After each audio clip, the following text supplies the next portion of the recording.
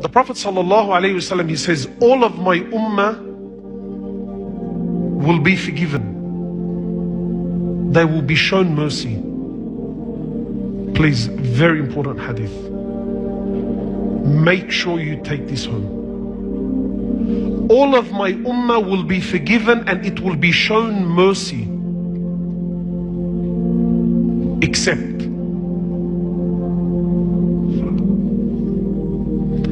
Except the ones that did their haram openly, publicly. For these people, irrespective of whether it was a major or a minor sin, irrespective, they did their haram openly in front of people with no shame. The Prophet says, sallallahu alaihi wasallam, for them there is no rahmah.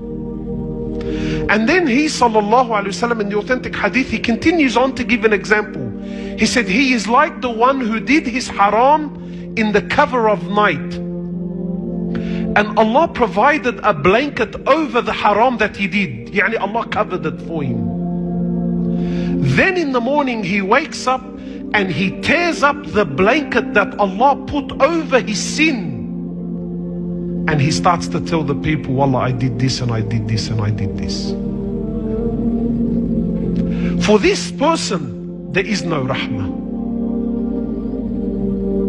And we need to understand, my brothers, again we've established, we all do wrong, we all make mistakes. We know this. But the person that does his sin openly, publicly, with no shame, he tears up the cover that Allah provided for him. The Prophet ﷺ is saying, for this person, there is no rahmah for him on the Day of Judgment.